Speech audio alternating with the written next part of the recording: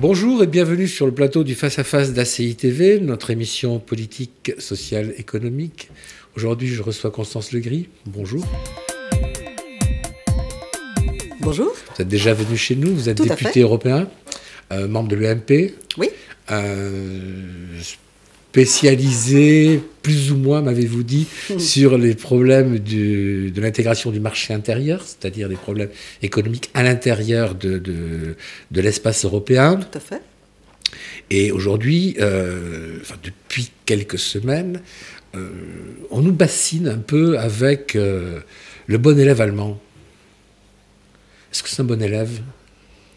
Alors, incontestablement, la réussite allemande s'impose dans un certain nombre de domaines. Les performances économiques de l'Allemagne sont supérieures aux nôtres sur un certain nombre de sujets et de nature, je pense notamment au taux de chômage, à représenter non pas un modèle, mais en tout cas une source d'inspiration. Donc, je ne sais pas si c'est le bon élève de la classe européenne, mais c'est en tout cas clairement un élève qui, sur certains sujets, performe mieux que nous et qui donc, de ce fait, peut représenter une source d'inspiration. Oui, à force d'en parler, d'ailleurs, j'ai entendu parler de certains commentateurs ont dit que la germanophobie montait en France. C'est normal, on a toujours envie de mettre des claques aux bons élèves. Ça, c'est dans toutes les cours de récréation, c'est ça. Il y a peut-être aussi l'esprit un peu gaulois et frondeur qui est celui de notre peuple, qui aime bien effectivement, de toute façon, de temps en temps, râler et protester, y compris contre le bon élève, comme vous le disiez. On va pas quand même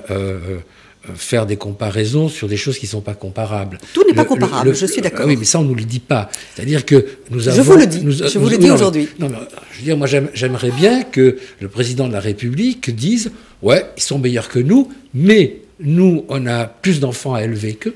Il nous faut plus de professeurs, il nous faut dépenser de l'argent pour ça, pour l'éducation. Nous, on a une armée à entretenir, on a une marine à entretenir, et ça nous coûte de l'argent. Voilà. Ils ne sont pas meilleurs que nous, simplement, on n'a pas les mêmes dépenses.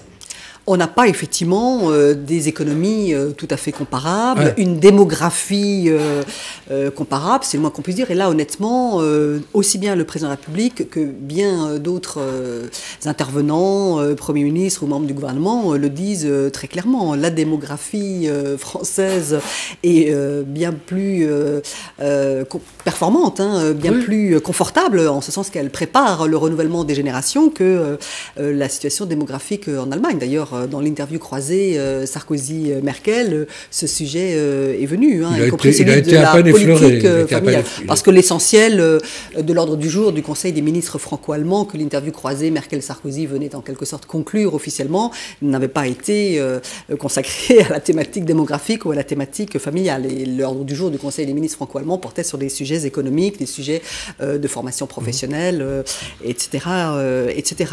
Mais il ne s'agit pas de copier le modèle entre guillemets allemand. Il ne s'agit pas de recopier ce qui serait fait outre-Rhin, même s'il y a évidemment des exemples et qu'on a toujours intérêt à essayer de voir comment les choses marchent ailleurs et à, tant qu'à faire, d'avoir des sources d'inspiration, s'inspirer de ce qui marche bien plutôt de ce qui marche moins bien. C'est en ce sens qu'il est intéressant de voir quels sont les sujets sur lesquels l'économie allemande, notamment que ce soit en matière d'emploi des jeunes, en matière de formation des jeunes et de formation professionnelle ou en matière de capacité exportatrice, réussit, les chiffres sont là, incontestablement, réussit mieux que d'autres pays européens. Mais l'esprit de la démarche qui est celle du chef de l'État et du gouvernement actuel, c'est de travailler à une convergence franco-allemande. La convergence franco-allemande, c'est pas uniquement pour le plaisir de copier, entre guillemets, le modèle allemand, c'est tout simplement parce que nous souhaitons intégrer sur le plan économique, parce que ça pourrait préfigurer plus tard une intégration politique renforcée, nous souhaitons travailler à une plus forte intégration économique de notre espace européen, à commencer par celui de la zone euro. Et pour cela, le socle, c'est de la convergence économique et budgétaire renforcée entre la France et l'Allemagne. La France et l'Allemagne, c'est quand même la moitié de l'économie européenne, donc il nous faut rapprocher nos politiques économiques, nos politiques budgétaires. Pourquoi pas commencer à parler dans un certain nombre de domaines, fiscalité, politique sociale, de certains points qui pourraient converger, qui pourraient être rapprochés, parce que ce mouvement-là, ce mouvement de convergence rapprochée entre la France et l'Allemagne, il est le socle à partir duquel bâtir une union économique européenne renforcée. Ce dont nous avons besoin.